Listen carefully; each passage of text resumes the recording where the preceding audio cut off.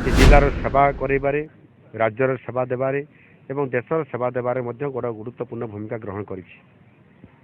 ଆଜି ଶିକ୍ଷା କ୍ଷେତ୍ରରେ ବ୍ୟାପକ ଭାବରେ ପରିବର୍ତ୍ତନ କରିବା ପାଇଁ ଏକ ପ୍ରାଥମିକ ସ୍ତରର ଶିକ୍ଷାକୁ ମଡେଲ ଆକାରରେ ଗୋଟେ ଆଣିବା ପାଇଁ ଆମ ସରକାର ନିଷ୍ପତ୍ତି ନେଇଛନ୍ତି। ନିଶ୍ଚିତ ଭାବରେ ଆଗାମୀ ଦିନରେ ଏ ଅଞ୍ଚଳ ବିକାଶର ପ୍ରଗତି ପଥରେ ଆଗକୁ ଚାଲିବ ଆଉ ନିଶ୍ଚିତ ଭାବରେ ଶିକ୍ଷାର ଏ ଅଞ୍ଚଳ ପୂର୍ଣ୍ଣାଙ୍ଗତା ଆସିବ। ଆଜି ଆମ କେନ୍ଦୁଝର ଜିଲ୍ଲାର ତେଲକୁଇ ବ୍ଲକର ସିରିଗିଡାର PM ଶ୍ରୀ ସରକାରୀ ଉଚ୍ଚ ବିଦ୍ୟାଳୟର ସୁବର୍ଣ୍ଣ ଜୟନ୍ତୀ ସମାରୋହ जो अनुष्ठित आज हो जाइए आज मु मोर सौभाग्य प्राप्त हेली जे मत एठी अतिथि हिसाब से आज ये सिरीगुड़ावासी एवं ये उच्च विद्यालय आज मत सुजोग देले। निश्चित भाव में 1974 मसीह प्रतिष्ठित होता सिरीगुड़ा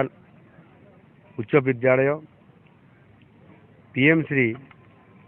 सरकारी उच्च विद्यालय मान्यता पाइबा एवं 50 वर्ष अतिबाहित करवा ए अंचल अनेक लोकंकु ए जिलार सेवा करेबारे, राज्यर सेवा देबारे एवं देशर सेवा देबारे मध्य गोटे गुरुत्वपूर्ण भूमिका ग्रहण करिछि। आज शिक्षा क्षेत्र में व्यापक भाव में परिवर्तन करने एक प्राथमिक स्तर शिक्षा को मॉडल आकार में गोटे आने आम सरकार निष्पत्ति नहीं। माननीय यशस्वी प्रधानमंत्री नरेंद्र मोदी जी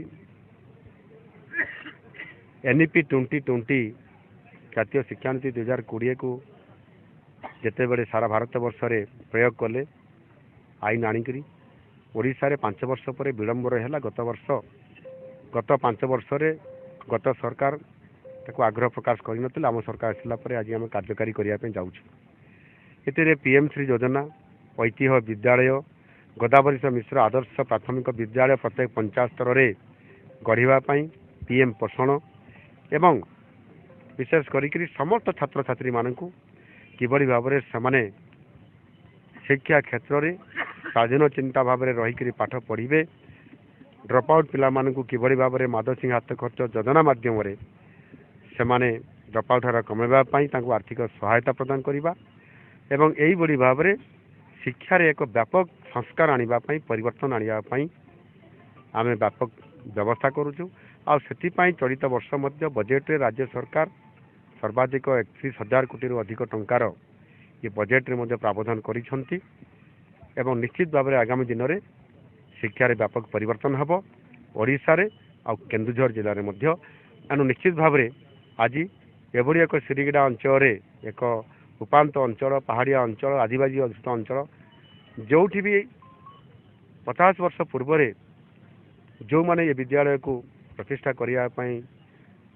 लगी अभाव अनटन भितर या प्रतिष्ठा करते आज आम पिला आज ये ग्रामवासी अंचलवासी भारी खुशी एवं सौभाग्य लाभ करिसेंती जे ए अंचल आज गोटे स्कूल आज सारा ओडिशा को आज परिचय देव एवं तार ये सुवर्ण जयंती समारोह पालन करुच्ची। माननीय मुख्यमंत्री ये आसिक उत्सव जोगदेवा निश्चित भाव में आगामी दिन में ये अंचल विकासर प्रगति पथरे आगको चलो आउ निश्चित भाव में शिक्षार ये अंचल पूर्णांगता आसिब।